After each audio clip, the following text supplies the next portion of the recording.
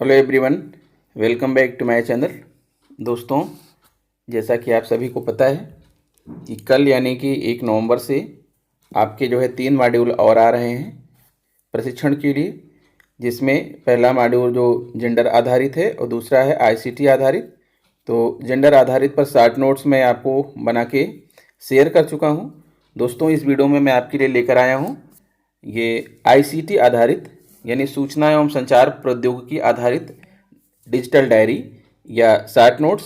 आप इस डायरी को पढ़ लीजिए, आपको ट्रेनिंग करने में आसानी होगी। और अगर मेरा वीडियो अच्छा लगे तो प्लीज़ चैनल को सब्सक्राइब कर लीजिएगा, बेल आइकन को प्रेस कर दीजिएगा। तो दोस्तों, ये शॉर्ट नोट्स मैं आपके लिए एक बना कर लाया हूँ, आप देखिए और इसको समझिए। कोर्स 5 शिक्षण अधिगम और आकलन में आईसीटी यानी सूचना एवं संचार प्रौद्योगिकी का समाकलन यानी आईसीटी इन एजुकेशन। आइए देखते हैं अधिगम के उद्देश्य। इस मॉड्यूल को सही ढंग से समझने के बाद शिक्षार्थी आईसीटी का अर्थ स्पष्ट कर सकेंगे, विषय वस्तु के मूल स्वरूप और शिक्षण अधिगम की नीतियों के अनुकूल उपयुक्त शिक्षण साधनों की पहचान कर सकेंगे।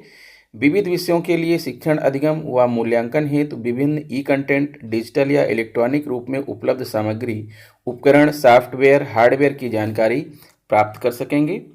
आईसीटी विषय वस्तु पर शिक्षण शास्त्र समेकन के आधार पर शिक्षण अधिगम की रूपरेखा निर्माण एवं क्रियान्वयन कर सकेंगे। दोस्तों, बताना चाहूँगा कि इस वीडियो का जो पीडीएफ है, पीडीएफ का जो लिंक है वो मैं डिस्क्रिप्शन में आपको दे दे रहा हूँ, लेकिन पीडीएफ पासवर्ड प्रोटेक्टेड है और वो पासवर्ड मैं आपको इसी वीडियो के दौरान ही बताने वाला हूँ। आप पासवर्ड को जान लीजिएगा, हमारे चैनल पर बने रहिए, वीडियो को देखते रहिए। पासवर्ड लेकर के आप पीडीएफ डाउनलोड कर लीजिएगा और पासवर्ड से आप उसे ओपन कर लीजिएगा। आईसीटी की अवधारणा देखते हैं। यूनेस्को के अनुसार आईसीटी विभिन्न श्रेणियों की तकनीकी उपकरणों और संसाधनों का उल्लेख करता है, जिनका उपयोग सूचनाओं के निर्माण, संग्रहण, संचारण, साझा करने या आदान प्रदान करने के लिए किया जाता है। इन तकनीकी उपकरणों और संसाधनों में कंप्यूटर, इंटरनेट, वेबसाइट, ब्लॉग और ईमेल, सीधे प्रसारण की प्रौद्योगिकी, रेडियो, टेलीविज़न और वेबकास्टिंग, रिकॉर्डेड प्रसारण प्रौद्योगिकी, पॉडकास्टिंग, ऑडियो और वीडियो प्लेयर और स्टोरेज उपकरण और टेलीफोन, फिक्स्ड मोबाइल उपग्रह, दृश्य वीडियो कॉन्फ्रेंसिंग आदि शामिल हैं। और यहाँ पर एक चार्ट के माध्यम से आपको ये आईसीटी का प्रयोग दिखाया गया है। डिजिटल सूचना प्राप्ति, सृजन, संग्रहण, पुनर्प्राप्ति, फेरबदल और प्रेषण। फिर आगे बढ़ते हैं दोस्तों और देखिए, किसी भी तकनीकी उपकरण को आईसीटी के रूप में कैसे वर्गीकृत किया जाए। डिजिटल सूचना के निर्माण, संग्रहण, पुनः प्राप्ति, फेरबदल, संचारण और प्राप्त करने के लिए उपयोग किए जाने वाले किसी भी उपकरण तकनीकी को आईसीटी के रूप में वर्गीकृत किया जा सकता है। स्मार्टफोन को आईसीटी उपकरण के रूप में वर्गीकृत किया जा सकता है, क्योंकि इसका उपयोग एक डिजिटल इमेज बनाने और उसे जब भी आवश्यक हो संग्रहित और पुनः प्राप्त करने के लिए किया जा सकता है। ज़रूरत के अनुसार डिजिटल इमेज में बदलाव भी किया जा सकता है और जिससे दूसरों को भेजकर उस पर प्रतिक्रिया भी प्राप्त की जा सकती है। फिर मैंने अपनी डायरी में शामिल किया है एक चार्ट, आप देख सकते हैं ये, ठीक है। इसमें आपको दिखाया गया है, अब ग्राफ के माध्यम से आप देख सकते हैं। तकनीकी ज्ञान, शिक्षण शास्त्रीय ज्ञान, विषय वस्तु ज्ञान, ठीक है, टीके, पीके, सीके, तकनीकी शिक्षण शास्त्रीय ज्ञान, टीपी और तकनीकी विषय वस्तु और तकनीकी शिक्षण शास्त्रीय विषय वस्तु ज्ञान, ठीक है। तो इस तरह से ये हमने अपने डायरी में छोटी चीज़ों को जगह दिया है। और आप आगे देखिए, ई सामग्री की व्यापक श्रेणियाँ, क्या क्या श्रेणियाँ हैं ई सामग्री की। विषय टेक्स्ट, छवि या इमेज, ऑडियो, श्रव्य, वीडियो, दृश्य, संवादात्मक यानी इंटरैक्टिव, एनिमेशन और सिमुलेशन।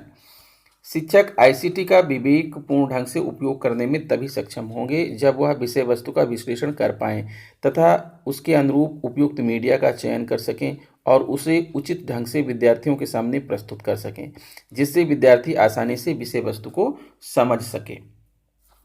फिर है निम्नलिखित बातों पर विचार करें। स्कूल में आईसीटी की कौन सी सुविधाएं उपलब्ध हैं, या स्कूल का सहायक तंत्र आईसीटी का उपयोग करने के लिए कितना प्रेरित करता है। शिक्षकों के पास कौन कौन सी आईसीटी दक्षताएं हैं। क्या सभी विद्यार्थी आईसीटी का उपयोग कर सकते हैं। क्या उपलब्ध सुविधाओं और विद्यार्थियों की विशेषताओं के आधार पर आईसीटी उपकरण चुने गए। कक्षा के माहौल का विश्लेषण करते समय बुनियादी ढांचे और मानव संसाधन दोनों पहलुओं पर ध्यान दिया जाना चाहिए। बुनियादी ढांचे के अंतर्गत कक्षा का सामान्य ढांचा आता है, जैसे बिजली, प्रक्षेपण प्रणाली, projection system, internet, printer, computer, laptop, tablet आदि की उपलब्धता। मानव संसाधन से आशय शिक्षकों, तकनीकी जानकारों की उपलब्धता, आईसीटी को ठीक तरह से समझ पाने में शिक्षक की योग्यता आदि। फिर है आईसीटी का उपयोग करने के लिए शिक्षार्थी के 4 आयाम हैं जिन्हें समझने की आवश्यकता है। दोस्तों, आपको बताना चाहूँगा कि जो पीडीएफ का पासवर्ड है वो है 1234 1234। पीस जो आपका पासवर्ड है पीडीएफ का 1234, यानी 4 अंकों की संख्या 1234। ठीक है, ये डालेंगे तो आपका पीडीएफ खुल जाएगा। फिर आइए देखिए, एक चार्ट के माध्यम से मैंने दिखाया है उन आयामों को, आप देख पा रहे हैं यहाँ पर। जनसांख्यिकी, संज्ञानात्मक, मनोवैज्ञानिक, भावात्मक और सामाजिक, यानी शिक्षार्थी के बारे में विचार करने वाले मानदंड। जनसांख्यिकी, शिक्षक कक्षा के आकार, आयु के संदर्भ में विभिन्नता, सांस्कृतिक संदर्भ, सामाजिक आर्थिक स्थिति, जेंडर, हाशियाकरण, भौगोलिक स्थिति और उपलब्धता, तकनीकी सुगमता पर विचार कर सकता है। संज्ञानात्मक और पूर्व ज्ञान, शैक्षिक स्तर, प्राथमिक, उच्च प्राथमिक, अनिवार्य ज्ञान और अनुभव, सीखने की शैली, डिजिटल साक्षरता का स्तर, संज्ञानात्मक क्षमता, वो सब इसके अंतर्गत आ जाते हैं। और भावात्मक या सामाजिक में क्या आता है? शिक्षक, शिक्षण और अधिगम, ऑनलाइन शिक्षण के वातावरण, स्वयं के प्रति सोच, प्रेरक स्तर, पारस्परिक संबंध और जिन क्षेत्रों में उसकी रुचि है के बारे में अपने स्वयं के दृष्टिकोण का आत्मविश्लेषण कर सकते हैं। फिर दैहिक में है, दृष्टिबाधित छात्र को शैक्षिक संसाधन प्रदान करते समय जानकारी को उस तक पहुंचाने में टेक्स्ट टू स्पीच जैसे आईसीटी उपकरण महत्वपूर्ण भूमिका निभाते हैं। फिर आते हैं जो मानदंड दिए गए हैं उनको मैंने यहाँ पर संक्षेप में लिखा है। देखिए, क्रम संख्या, मानदंड और विशेषताएं। पहला है लक्षित समूह, आयु वर्ग, पूर्व ज्ञान, सामाजिक सांस्कृतिक पृष्ठभूमि, सीखने की शैली, भाषा, जनसांख्यिकीय जानकारी, भावात्मक विकास, क्षमता स्तर, सामाजिक विकास आदि। दूसरा है विषय में सटीकता, प्रासंगिकता, सामग्री की विस्तृत सूचना, नवीनतम पाठ्यक्रम के अनुरूप आदि।